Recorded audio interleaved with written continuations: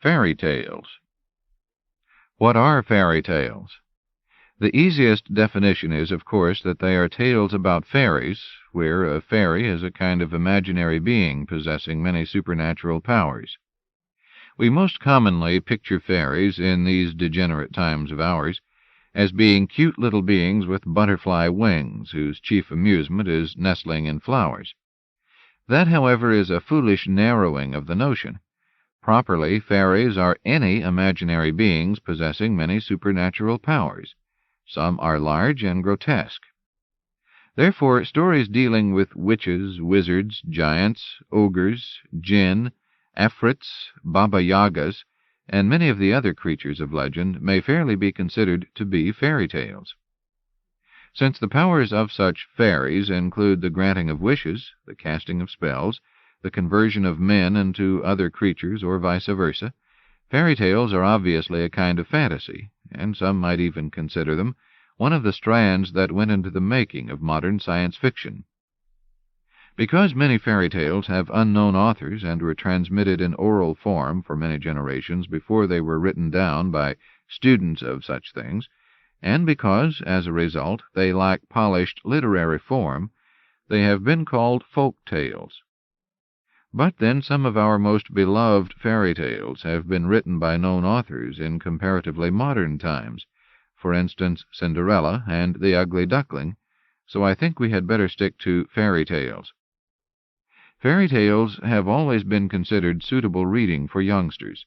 Adults who have forgotten them or who have never read them in the first place seem to think of them as charming little stories full of sweetness and light. After all, don't they all end, and they lived happily ever after? So we all say, oh my, wouldn't it be great if our lives were just like a fairy tale? And we sing songs that include lines such as, fairy tales can come true, it can happen to you. That's all nonsense, of course, for you see, not all fairies are benevolent. Some are mischievous, some are spiteful, and some are downright wicked, so that some of the fairy tales are rough going. This all hit home once, about a quarter of a century ago, when I was even younger than I am now. At that time I had 2 young children, and I was wondering what I ought to do with them, so I attended some sort of parents-teachers meeting at the local school. At that meeting a woman rose and said, "Is there some way we can keep children from reading the awful science fiction things they put out these days? They're so frightening. Why can't they read the delightful fairy tales that we read when we were young?" Of course, I wasn't as well known in those days as I am now, so I'm sure she didn't mean it as a personal blow at me, but I reacted very promptly just the same, as you can well imagine. I got up as though someone had shoved a long pin up through the seat of my chair and began to recite some of the plots of those delightful fairy tales. How about Snow White? She's a nice little girl, whose mother had died and whose father had married a beautiful woman as a second wife. The new stepmother doesn't like Snow White, and the more good and beautiful the girl comes to be, the more her stepmother doesn't like her. So stepmother orders an underling to take Snow White into the woods and kill her, and, just as a little added attraction, she orders him to cut out her heart, after she is dead, I hope, though the stepmother doesn't specify, and bring it back to her as evidence. Talk about child abuse! The wicked stepmother theme is a common one in fairy tales. Cinderella had one also, and 2 wicked stepsisters to boot, and she was mistreated by them all constantly, ill-fed, ill-dressed, ill-housed, and forced to watch those who abused her swimming in cream while she slaved away for them. Sure, both stories end happily, but how many children are scarred forever by these horribly sadistic passages? How many women, innocent and good, who marry a man with children and are prepared to love and care for those children, are met with undying suspicion and hostility from those children because of the delightful fairy tales they've read. There are wicked uncles, too. The Babes in the Wood is a short all-time favorite. They are driven into the woods by their wicked uncle and starve to death there. Of course, the robins cover them with leaves, if you want to consider that a happy ending. Wicked uncles were so popularized by fairy tales that they are to be found in formal literature. They make excellent villains in Robert Louis Stevenson's Kidnapped and in Dickens' Nicholas Nickleby. If you have read fairy tales and are young, I wonder if you don't view some perfectly pleasant uncle of yours with careful wariness. Or how about Little Red Riding Hood, in which an innocent little girl and her grandmother are swallowed by a wolf? Permanently, too, because if you've ever watched a wolf eat a little girl, you know that she gets torn apart. So don't believe that bit about the hunters coming and cutting open the wolf in order to allow the kid and her grandmother to jump out alive. That was made up afterward by people who had watched kids going into convulsions after reading that delightful fairy tale in its original form. My favorite, though, is Hansel and Gretel.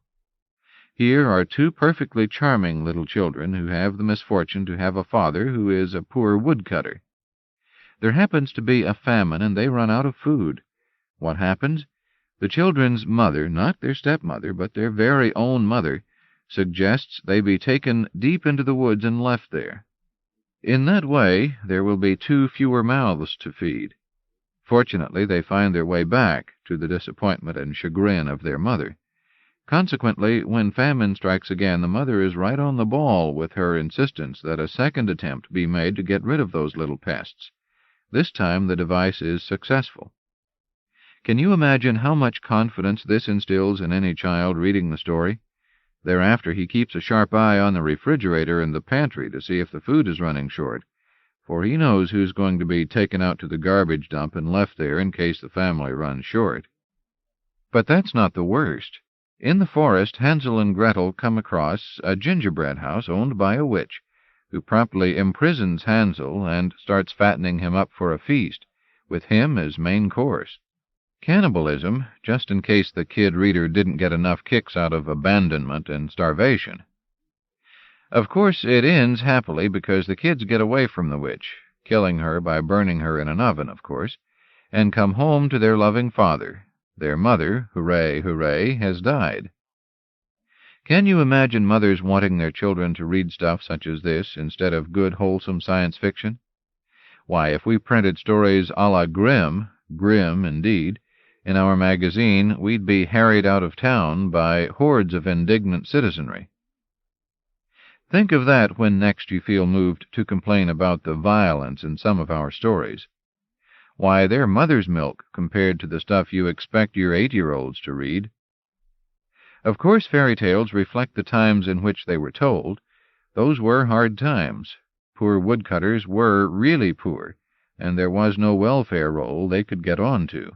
Famines were really famines. What's more, mothers frequently died in childbirth, and fathers had to marry again to have someone take care of the youngster. Naturally, the new wife promptly had children of her own, or had them already, by an earlier husband, and any woman would favor her own children over some stranger, and fathers did die young and leave their property to an infant child, and appoint a brother the guardian of both child and property. Naturally, the brother, knowing that once the child grew up and took over the property in his own right, he himself would be out on his ear, was tempted to prevent that dire possibility from coming to pass.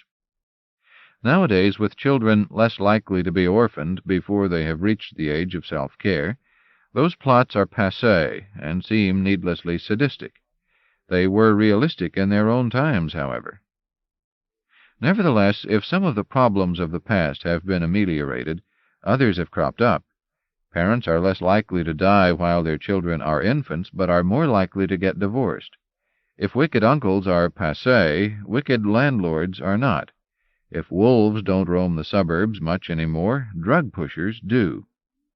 Some define science fiction as today's fairy tales.